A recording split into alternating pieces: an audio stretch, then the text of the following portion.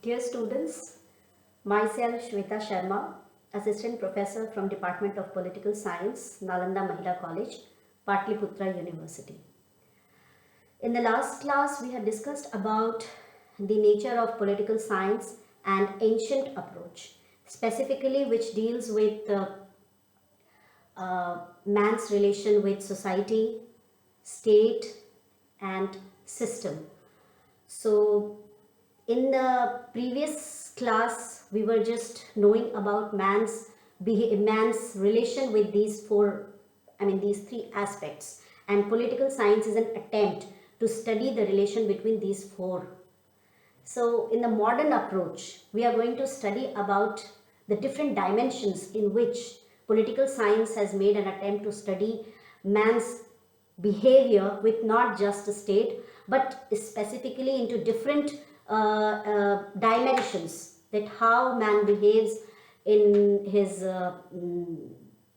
economic activity, in his religious activity, it's on moral ground. So there are a lot of things that we study in the modern approach. So प्रारंभ काल में जैसा हम समझते हैं कि राजनीति विज्ञान को हम मनुष्य के पारस्परिक संबंध को राज्य, समाज और व्यवस्था के साथ देखते हैं, लेकिन आधुनिक दृष्टिकोण में हम यह देखते हैं कि मनुष्य की जो मनुष्य का सिर्फ जो संबंध है वह राज्य और समाज से नहीं है, बल्कि उसके हर पहलू को अध्ययन करता है राजनीतिक विज्ञान। तो ऐसी क्या घटना घटी जिस वजह से यह नई सोच की उत्पत्ति हुई? खास तौर पे यह द्वितीय विश्व युद्ध के बाद जो एक असंतोषजनक परिणाम हुआ, उससे बदलाव ज्ञान के क्षेत्र में भी आया। तो राजनीतिज्ञों ने यह महसूस किया कि मनुष्य के व्यवहार को, खास करके उसके नैतिक व्यवहार को स्टडी करने की बहुत ज़्यादा आवश्यकता है। So it brought in change in the dimension of studying political science, and during this period a new ideology emerged, a new dimension emerged to study the political science. So जिसको हम व्यवहारवाद कहते हैं और behavioralism. So व्यवहारवादी विचारधारा का जन्म हुआ post second world war period में. Fine. So but we will deal with behavioralism in the different class, and that will be a very detailed topic, so we need not discuss in this class. So व्यवहारवादी विचारधारा को हम किसी और class में detail में समझेंगे क्योंकि वो बहुत बड़ा टॉपिक है. So I move on to the next topic, that is about the scope of political science. जैसा कि हम समझते हैं, पॉलिटिकल साइंस जो है, राजनीति विज्ञान है, उसकी महत्ता क्या है, आफ्टर ऑल उसकी उपयोगिता क्या है, हम क्यों पढ़ते हैं. तो इस संदर्भ में डॉक्टर गार्नर ने राजनीतिक विज्ञान को 3 भागों में बांटा गया है. पहले भाग में उनका कहना है कि राज्य की उत्पत्ति और उसकी प्रकृति की खोज है. जो राजनीतिक विज्ञान है, राज्य के उत्पत्ति के बारे में पढ़ता है. दूसरे भाग में उनका कहना है कि राजनीतिक व्यवस्थाओं की प्रकृति, उसके इतिहास और उसके अनेक स्वरूपों का अध्ययन करता है. और तीसरे भाग में उनका कहना है कि जहाँ तक संभव हो राजनीतिक विकास के नियमों का निर्धारण करता है. So political science is concerned with the foundation of the state, its essential nature, its forms or manifestations, and its development.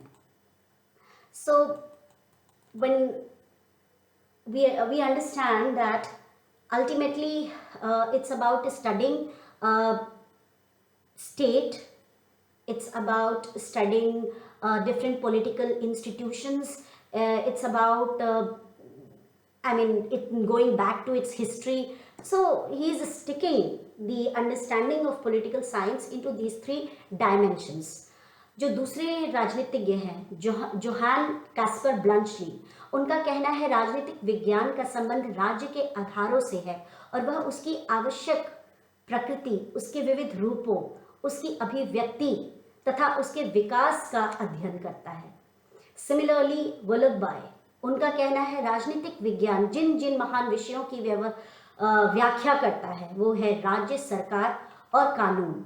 Similarly Gilchrist, उनका भी कहना है कि राजनीतिक विज्ञान अल्टीमेटली यही खोज करता है कि राज्य क्या है, क्या कर रहा है और क्या होना चाहिए. So its basically situating the study of political science towards mainly state, but there is a different aspect to it, जिसमें कि फ्रेडरिक पोलक ने इसको दो भागों में बांटा है. उनका कहना है कि राजनीतिक विज्ञान सिर्फ मात्र सरकार के लिए ही नहीं है, या उसके इतिहास या उसके प्रगति के लिए ही नहीं है. सिर्फ states development and history is not just the focus point of political science. उनका कहना है कि सैद्धांतिक राजनीति और व्यवहारिक राजनीति दोनों का अध्ययन करता है पॉलिटिकल साइंस. सो इन सभी विचारधाराओं से हम समझते हैं कि मनुष्य के राजनीतिक जीवन का केंद्र बिंदु राज्य है. राज्य की अभिव्यक्ति सरकार के माध्यम से होती है और मनुष्य के पारस्परिक राजनीतिक संबंध की अभिव्यक्ति राज्य में होती है, तथा राज्य की क्रियात्मक अभिव्यक्ति सरकार द्वारा होती है. अतएव राजनीतिक विज्ञान के अध्ययन क्षेत्र के अंतर्गत मनुष्य, राज्य तथा सरकार तीनों में ही आते हैं. इसलिए राजनीतिक विज्ञान के क्षेत्र को निम्न रूपों में देखा जाता है. So when we study about these different approaches, we just get to know that it's a study of human beings, it's a study of state, it's a study of government. But so after knowing these three angles of understanding the nature of political science, we find that it's very important, it became very important for the modern approachers that political science should emphasize its relation, its understanding over man, state and government. Another dimension got added. Now, why is government becoming important? Why is government becoming important? Because man gets its manifestation, its political activities gets manifestation in the form of the performance of the government. Because in most of the democratic nations, we know that people form the government and state gets its manifestation through the performance of the government again. So जो सरकार है वह बीच की कड़ी है, जो मनुष्य और जो राज्य है उसके बीच की कड़ी को जोड़ता है सरकार. तो पॉलिटिकल साइंस ने उस एक नए डायमेंशन को स्टडी करके इसकी मनुष्य और राज्य के बीच में जो एक स्वीकृति को बढ़ा दी है. लोगों के बीच में यह पॉपुलर इसलिए हुआ क्योंकि ये सिर्फ राज्य और मनुष्य को नहीं, सरकार को भी स्टडी करता है. सरकार को स्टडी करने के माध्यम से लोगों के अंदर जागरूकता आती है कि कैसे पॉलिटिकल एक्टिविटीज में पार्टिसिपेट करना है.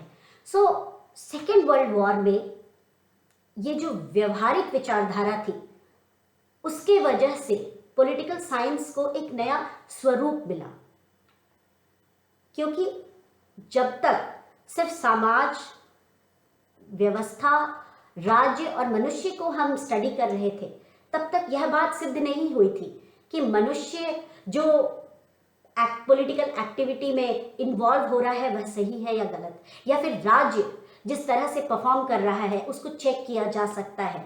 तो सरकार को हमने खोजा राजनीतिक विज्ञान से.